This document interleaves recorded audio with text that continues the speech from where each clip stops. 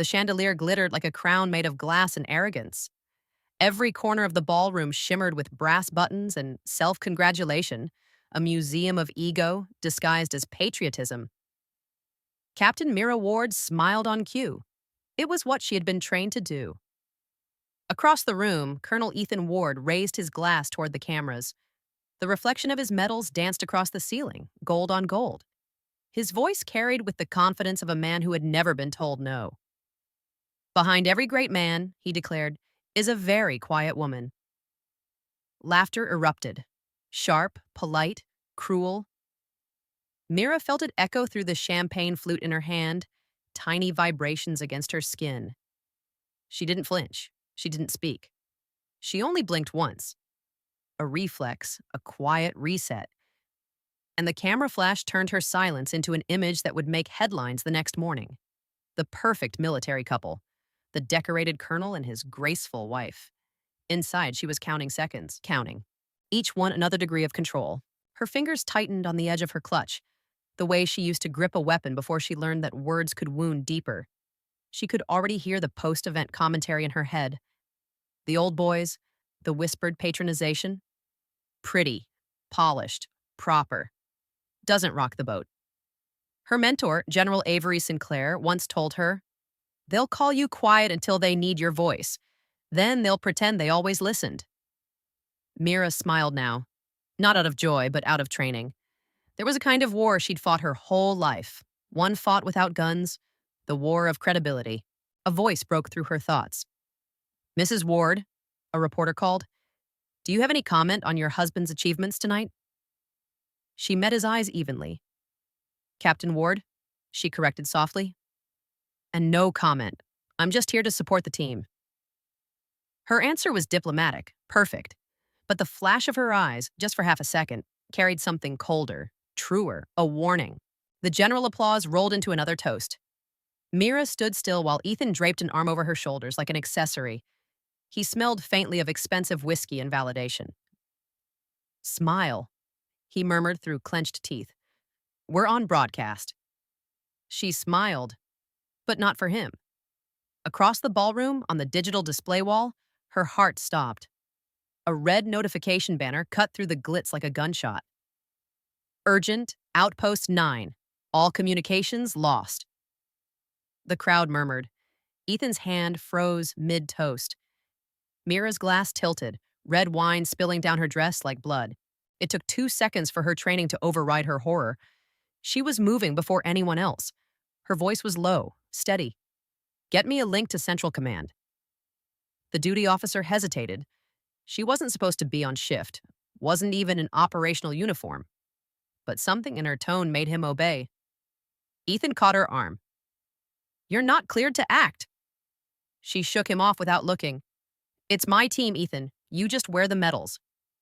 He blinked, stunned, embarrassed. But she was already gone, heels clattering against marble like the ticking of a bomb. The operations control center smelled like coffee and tension. Monitors glowed cold blue, static maps pulsing with data. Or rather, the absence of it. Outpost 9, the floodplain station, her station, was dead quiet. "Status?" she asked, sliding into a console seat. "Comms failure, ma'am. Terrain interference," said Lieutenant Arjun Das, the only officer she trusted fully. Her pulse quickened. She'd warned about this. She'd written a contingency protocol, her plan, the one Ethan mocked. She keyed in her override access. The command line blinked to life. Activating fallback channel, Project Echo Grid. The technician's jaw dropped. "That's unapproved." "Not anymore," she said. She began inputting coordinates, triangulating through obsolete relay towers, a design no one else even remembered. The room came alive. Red turned to yellow, yellow to green. One by one, beacon signals reappeared on the map. "Survivors." Arjun whispered, "You did it." Mira didn't look up. "No, they did. I just gave them a way home." The door slammed open. Ethan entered, flanked by 2 aides, still in gala attire. "Mira," he hissed, "what the hell do you think you're doing?" "Running a rescue," she replied without pausing. "You're embarrassing me in front of command." She finally turned to him, eyes sharp as steel. No, Ethan, you're embarrassing yourself.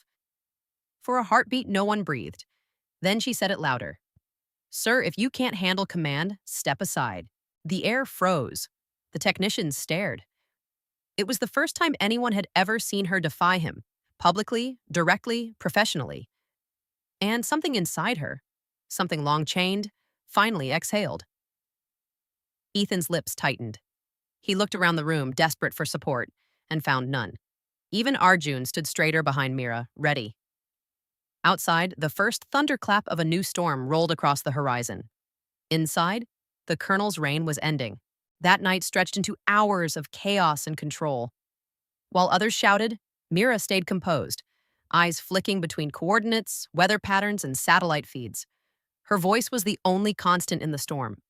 At 0347, the final signal blinked green. Every soldier from Outpost 9, alive. When command called for a status update, she gave it simply, mission complete, awaiting evac authorization. Across the base, television crews were already broadcasting the unfolding miracle. Footage showed helicopters cutting through torrential rain, guided by a calm female voice. The anchor's commentary quivered with awe. All lives saved, by Captain Mira Ward, whose evacuation protocol was previously rejected. The cameras captured her face in the glow of monitors, hair pulled back, headset wire trailing like a crown of responsibility. Steady, composed, the opposite of the image the world had always been fed. And somewhere, back in the ballroom's aftermath, Ethan Ward stared at the same screen, watching his reflection shrink behind her name. When dawn broke, the control center was quiet. Mira stood alone, staring at the blinking lights fading into morning. Arjun approached. They're waiting for you at command. She nodded. Let them wait a little longer. Outside, the floodwaters began to recede. Helicopters roared overhead. And as the sun rose, the first rays hit the outpost rescue report on the central screen. All personnel accounted for. Operation Echo Grid successful. She smiled softly to herself. Grace had outlived glory, and the woman who'd been told to stand behind a man was about to step into history. When the cameras turned to her, the headlines called her the quiet hero. But behind the salute, another battle waited. One fought not on the field, but inside a marriage built on hierarchy and humiliation. And this time, Mira wasn't going to fight quietly. The applause that followed the rescue was short-lived. Glory, Mira had learned, had an expiration date, and in her world, it spoiled fast. 3 days after Operation Echo Grid, she stood before the review board, flanked by her husband and command staff. A line of senior officers sat behind the long oak table, eyes hidden behind decorum and distance. Captain Ward, one of them said, you acted without authorization. Mira nodded. Yes, sir. You defied a superior officer. Yes, sir. And yet your actions saved 56 lives. Silence. Mira didn't respond, because what was there to say? From the corner of her eye, she saw Ethan's jaw tighten. He had rehearsed this moment. The performance of injury, the subtle seeding of doubt. To the board, he said evenly, my wife's intentions were admirable, but the chain of command exists for a reason. His tone was perfect. Reasoned, measured, regretful. The same tone he'd used on their wedding night when he'd said, I'll make sure you never have to worry about being in my shadow. He meant it. He just never expected her light to be brighter. The board deliberated for hours. When they returned, the verdict was neither punishment nor praise. Captain Mira Ward acted with unauthorized initiative that resulted in total mission success. Recommendation? Commendation for valor and reassignment to Strategic Emergency Command. A half promotion, a half apology, a compromise made of politics. Ethan smiled for the cameras afterward, playing the magnanimous husband. But as soon as they were alone in the corridor, his hand clamped around her wrist. You humiliated me, he hissed. You think you're some kind of hero? Mira didn't pull away. She only looked at him, calm, tired, unshaken. I think I did my job. You went rogue. I went human. The elevator doors slid open between them, an accidental mercy. She stepped inside. He didn't follow. In the weeks that followed, Mira's name became a symbol. New cadets whispered about the outpost miracle. Online forums dissected her decision-making process. Command PR teams sanitized her story, stripping away the marriage, the insubordination, the gender. On paper, she became a model officer, the kind that made the institution look progressive. In reality, she was an inconvenience that couldn't be ignored or erased. Her office overflowed with commendation letters, but she kept only one. Handwritten, unsigned, slipped under her door. "You saved my husband. I'll never know your face, but I know your voice saved my world." She folded it into her journal next to an old quote she'd underlined years ago from General Sinclair. "Visibility has a cost. Some will love you for what you did. Others will hate you for making them watch." At home, silence replaced conversation. Ethan moved through the house like a ghost haunting his own portrait. The laughter from the early years, gone. The partnership, an illusion she'd outgrown. One night, he found her in the kitchen, reviewing field maps. "You're obsessed, Martz," he said, opening another bottle of scotch. "You're drunk," she answered. He laughed. "I'm retired. You're still performing. For what? For yourself, for your ego, for the headlines. You think they'll love you forever?" She closed her folder quietly. "I don't need them to love me, Ethan. Just to live because of me." His expression flickered, envy disguised as disdain. He wanted her to fight him, to validate his anger with hers, but she'd learned a soldier's greatest power was stillness. She gave him none. Months later, General Sinclair called her into headquarters. "Mira," she began, "they're recommending you for public commendation. Full national broadcast." Mira hesitated. "Is that wise?" The general's lips twitched. "Since when have you ever cared about wise?" "I care about the cost," Mira said. "Then take this as your reimbursement." She signed the papers in silence. Not for fame, for the quiet satisfaction of knowing every dismissed instinct, every condescending laugh, every stay in your lane had led to this. On the night of the ceremony, the world turned its cameras on her again. Reporters lined the hall like vultures dressed in velvet. Mira's uniform gleamed, not for beauty, but precision. As she entered the stage, she saw Ethan in the third row, expression unreadable. When the chief of staff pinned the medal onto her chest, the hall rose. Hundreds of soldiers and civilians standing in respect. The sound of chairs scraping the floor was louder than any applause. Public reaction? Stand. Mira turned slightly, her eyes finding Ethan. He remained seated at first. Then slowly, as if gravity itself commanded it, he stood. His hand lifted to his brow. The smallest salute she had ever received, and the one that cost him the most. She returned it, perfectly measured. Not as wife to husband, but as leader to equal. And in that moment, every humiliation, every silenced idea, every stolen credit became fuel for one thing, grace that no one could diminish. After the ceremony, she slipped away from the crowd and found herself in the quiet of the base courtyard. Arjun found her there, still holding the medal. "Does it feel real?" he asked. She turned the medal over in her palm. "It feels heavier than it looks." "Symbol of honor tends to be," he said. "No," she replied. "It's not the medal. It's everything I had to carry to get it." He smiled faintly. "What now?" Mira looked toward the horizon where the floodwaters had once raged. "Now," she said, "I build systems that won't need heroes to fix them." The wind tugged at her uniform, soft but insistent, like a reminder. Some storms end, others wait. That night, back home, she placed the medal in a drawer, beside her father's old compass and a faded photograph of her cadet graduation. Then she picked up her pen and wrote a line in her journal. "They told me to be silent, but silence doesn't save lives." She closed the journal, turned off the light, and let the darkness be what it was. Temporary. When dawn came, the world knew her name. But for Mira Ward, the greater victory wasn't fame. It was walking past the mirror and seeing herself, unhidden, unowned, unquiet, and realizing she no longer needed anyone's permission to exist at full volume. And that was the morning the soldier they called the decoration became the standard. The applause from the ceremony had barely faded when the whispers began. In military circles, success was never just celebrated. It was dissected, doubted, diluted. By week's end, headlines split in two directions. Half called her the strategist who saved Outpost 9. The other half asked, did Captain Mira Ward overstep command? Mira didn't respond to any of them. She'd fought wars made of sand and silence. Words didn't scare her anymore. But at home, silence returned. Not the calm kind, the kind that dripped with something unsaid. Ethan had packed his dress uniform away, his medals neatly aligned in the glass case on the living room wall. Her medal wasn't displayed. It was still in the drawer, wrapped in the original velvet box. Your interview's on tonight, he said without looking at her. I didn't give one. He shrugged.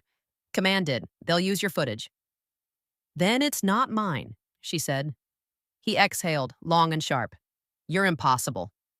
No, Ethan, I'm consistent. You've changed. Good. She left the room before the silence could collapse into shouting. At headquarters, she found an unlikely ally, General Avery Sinclair, her mentor. Sinclair was blunt, brilliant, and carried the kind of authority that didn't need to raise its voice. Mira had been summoned to her office for what she thought was another debrief. Instead, the general handed her a sealed envelope. Open it, she said. Inside was a transfer order. Strategic Emergency Command, Division Lead. Mira blinked.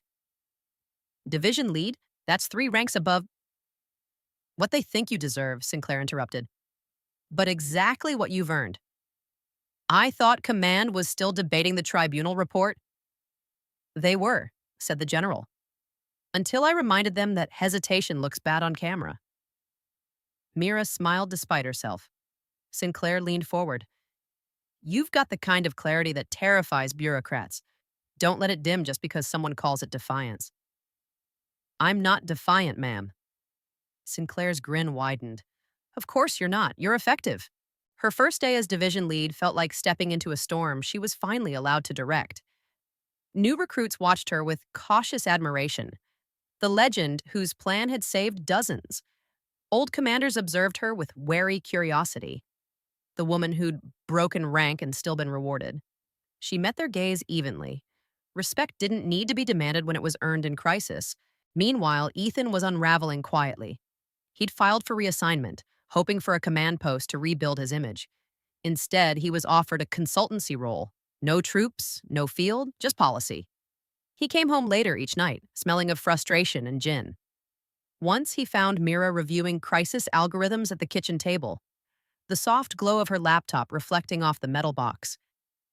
Still trying to save the world? He asked. She didn't look up.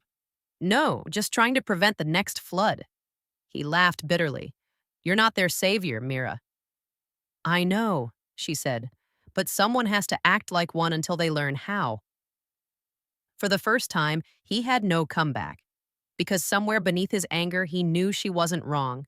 Weeks passed. Command sent her to brief at the defense summit. It was supposed to be routine, statistics, reports, strategy. But halfway through her presentation, a senator interrupted. Division Lead Ward, how did it feel defying your husband's orders during the rescue? A murmur spread through the room. The question was a knife disguised as curiosity. Mira smiled. It felt like saving lives, sir. I hope anyone here would make the same choice.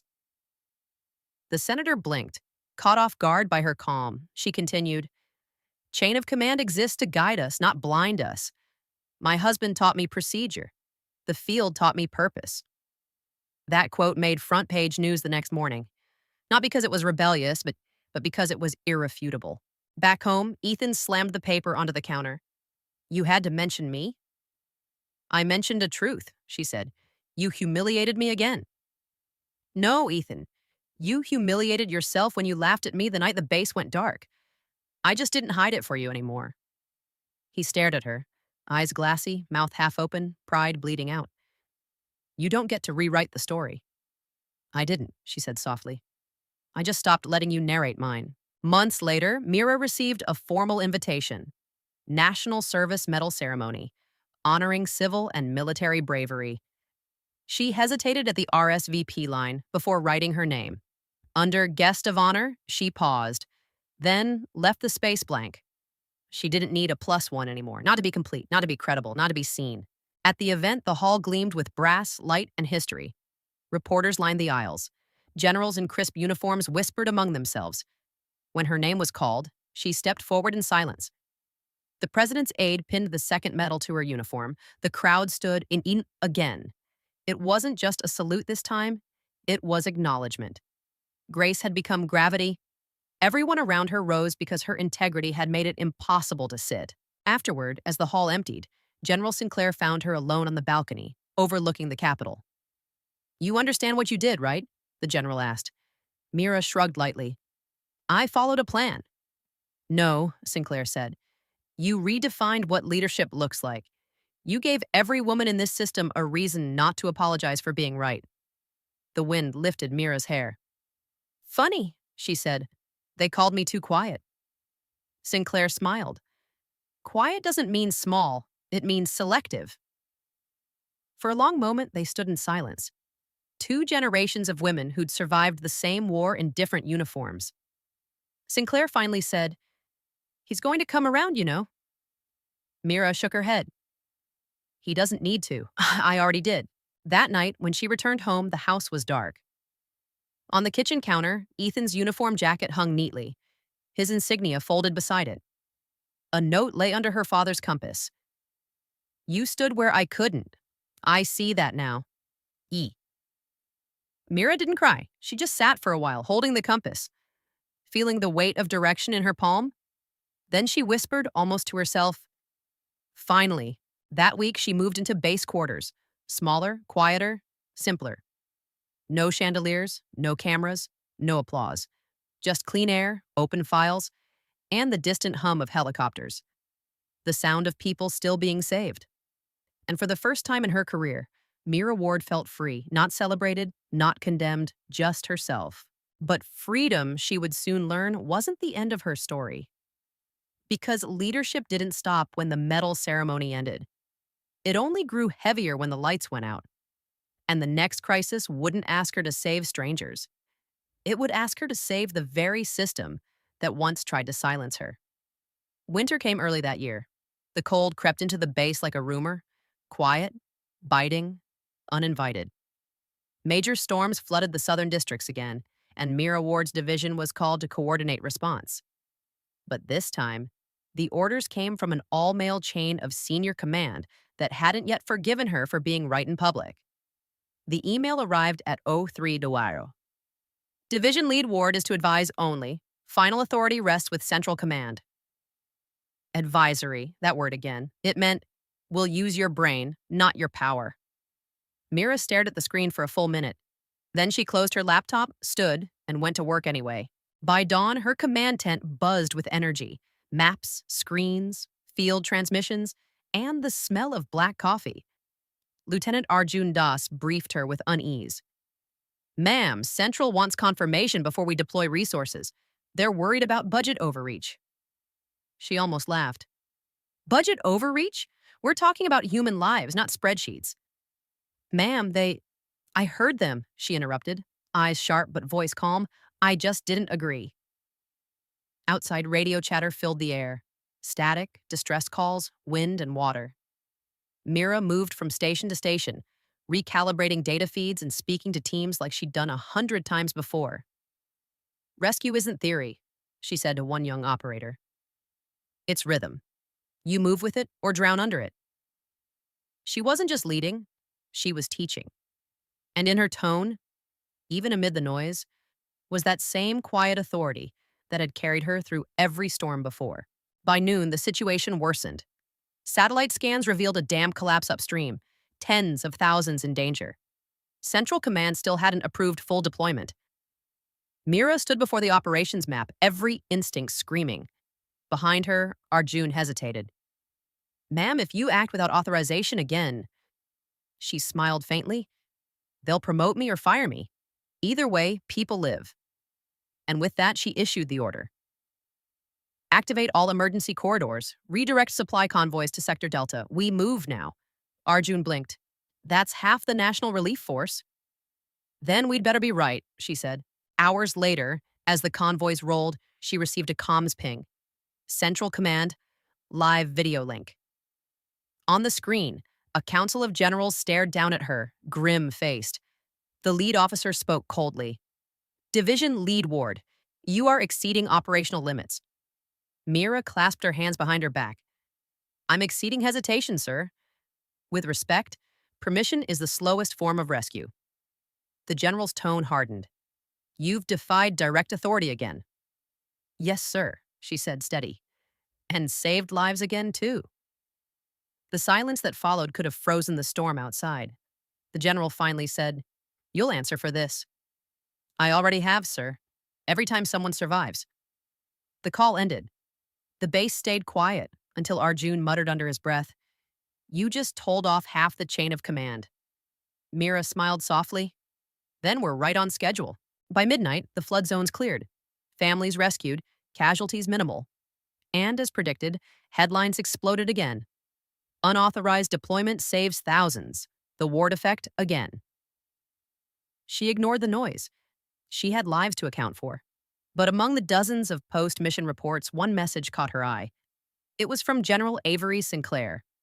I warned them years ago, silence is the real liability. You just proved it again. P.S. Expect company. An hour later, Central Command inspectors arrived. Not to punish her, to learn from her. The tide had turned. Her defiance wasn't rebellion anymore, it was precedent. Still, even victory demanded something personal. That night, sitting alone in her office, Mira opened an old folder. The first plan she ever wrote, Operation Echo Grid. The edges were worn, corners frayed, but it reminded her of something vital. She hadn't started this journey to win medals or prove men wrong. She'd started it because someone had to think clearly when everyone else panicked. Leadership wasn't about commanding obedience. It was about carrying clarity into chaos. She wrote a line in her notebook. They called me insubordinate for listening to my conscience. I call it discipline of the soul. Weeks later, she was summoned again, this time not to a tribunal or review. The notice read, Strategic Emergency Division, Permanent Command Reformation Meeting. When she entered the conference room, every senior officer stood, even those who had once dismissed her. At the head of the table, General Sinclair greeted her with a smile. You know why you're here, don't you? To be scolded again, Mira joked. To be listened to, Sinclair corrected. You're rewriting doctrine, Mira. She paused. Not out of pride, out of disbelief. Sinclair continued. From now on, empathy-based field discretion will be standard command policy, effective immediately. Mira blinked. You mean... Yes, we're naming it the Ward Protocol. Her throat tightened. She wasn't used to being speechless, but this time, silence felt earned. After the meeting, she walked the base perimeter as dusk fell. She watched the floodlights blink one by one, bright against the horizon. Her phone buzzed. A message from Ethan. Saw the news. Congratulations, Mira. You led the way. E. No bitterness, no sarcasm. Just acknowledgement. It wasn't reconciliation. It was respect. She typed back one word. Finally. Later, in the quiet of her quarters, she took out her old compass again, the one that used to belong to her father. She turned it in her hand, its needle trembling toward north, unwavering, and she realized something simple but profound. For years, she had chased validation like direction. But direction was never lost, only ignored. She didn't need anyone to tell her where true north was. It had always been inside her. The next morning, the first set of training cadets filed into her command tent. They were nervous, some intimidated, some inspired. Mira stood at the head of the room, posture perfect, voice calm. Good morning, she said. A few mumbled responses echoed back. She smiled faintly. You'll learn. Confidence is just competence practiced out loud. A cadet raised his hand. Ma'am, they say you broke orders and still got promoted. Is that true? Mira considered him for a long moment. Then she said, No, I followed orders, the ones that mattered. She let that sink in. Then, softer, when in doubt, Choose the order your conscience gives you first. It'll be the one you can live with. Outside, the flag rippled in the wind. Her name wasn't just a headline anymore, it was a lesson. And in the way her cadet stood straighter, listened sharper, believed deeper, she saw something worth more than medals. Legacy, not inherited. Built. But destiny wasn't done testing her, because the next challenge wouldn't come from war or command. It would come from the one battlefield no soldier ever truly leaves: the quiet war between who they were taught to be and who they've become. The first snow of the season fell like ash, slow and soundless, outside Mira's window. In the stillness, she could finally hear herself think. Or maybe finally couldn't avoid it. The ward protocol had gone live 3 weeks ago. The world applauded her again. The brass called it a milestone for military ethics. She called it a reminder that humanity shouldn't need policy to exist. But heroism, she'd learned, has side effects, and they don't put those in the manual. Command wanted her to speak. Interviews, panels, leadership conferences. She declined most, but accepted one: a cadet graduation address. Standing at the podium, she scanned the rows of young officers. Some looked inspired, others uncertain, even wary. And she understood that look all too well. When I joined, she began, I thought leadership was about strength. Later, I thought it was about strategy. Now I know. It's about staying human when everyone else forgets how. Silence, respectful but electric. She let it sit before continuing. Empathy isn't softness, it's accuracy. It helps you see people as they are, not as you want them to be. And that's how you make decisions that save them. Applause rippled through the hall, but it was the faintest nod from a cadet in the back row, a girl with trembling hands, that caught her attention. That's why she stayed in uniform, not for medals, for moments like that. Later that week, she received a letter, handwritten, marked confidential. Inside, I'm the mother of the boy you saved at Outpost 9. He still wakes up screaming, but he tells me she didn't flinch.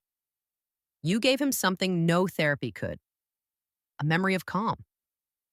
Thank you for proving compassion belongs in uniform. Mira folded the letter carefully and placed it beside the compass. Her father would have understood. Her husband, maybe not. But that didn't matter anymore. She wasn't living for approval. She was living for alignment between what she believed and what she did. That, she realized, was the truest form of freedom. The quiet didn't last. It never did. Her success had inspired and threatened Aki in equal measure. One evening, during a policy review, a general accused her of emotional precedent. You've made soldiers question the chain of command, he said. Mira looked at him steadily. Good. They should question what kills them faster: orders or silence.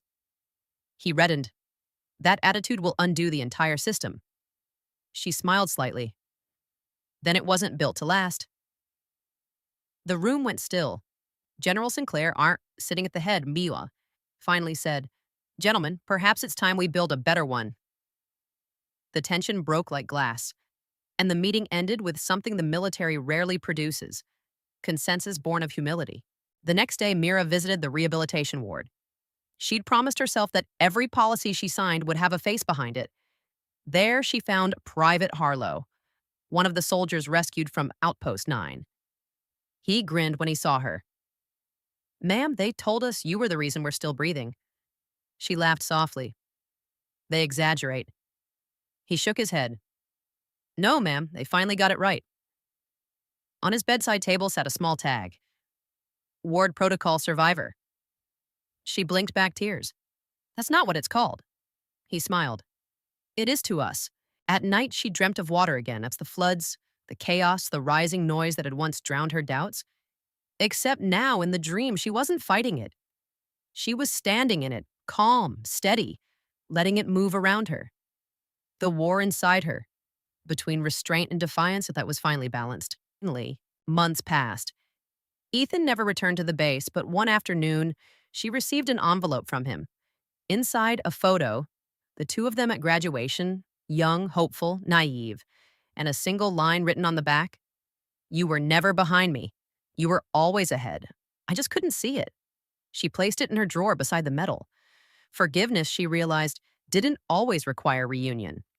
Sometimes it was just letting a wound breathe until it stopped needing to be explained. In spring, the Defense Council invited her to testify before Parliament about humanitarian ethics in military leadership. The same senator who once mocked her now greeted her with visible respect. Major Ward, he began, then corrected himself. Division Lead Ward. You may call me Mira, she said evenly. He smiled faintly. It seems the country already does. Her testimony was simple. No jargon, no rhetoric. When empathy informs command, she said, it prevents regret from becoming policy. It made the evening news, but the line that echoed longest came not from her speech, but from her closing. We train soldiers to survive chaos. Maybe it's time we train them to heal from it too. The applause that followed wasn't thunderous. It was reverent. And for once, she felt the system truly listening. That night, General Sinclair called her. You've done it again, she said. What's that, ma'am? Made them feel something inconvenient and unforgettable. They both laughed, two veterans of the same invisible revolution. Sinclair's voice softened. You know, they'll write textbooks about this someday. Mira exhaled. I hope not. Why?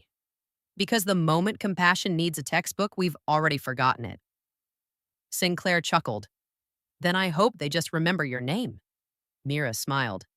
Let's hope they remember the lesson instead.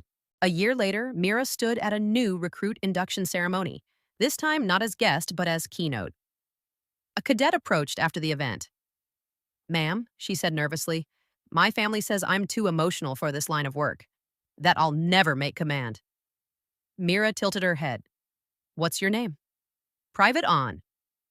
Well, Private On, Mira said with a small grin. If they call you emotional, thank them. It means your conscience still works. The cadet blinked, then smiled. And in that smile, Mira saw herself, years ago, scared but unbroken. Later, alone in her office, she wrote one final note in her journal. Leadership isn't rank. It's the courage to feel when others have forgotten how. She closed the book, tucked it beside the compass, and watched the sun set beyond the training fields. The same horizon she once thought unreachable. The light reflected off her window, soft and golden, and for a moment, the whole world seemed to salute back. They said I was too emotional to lead, but emotion is what kept them alive. And in the quiet after every battle, it's what reminds us we're still human. They told her to stay quiet. She answered with action. If you've ever been underestimated, overshadowed, or silenced, remember, grace doesn't whisper to please. It speaks to lead. Subscribe for stories where quiet strength dismantles pride, where dignity outlasts noise, and where the ones once dismissed become the ones saluted.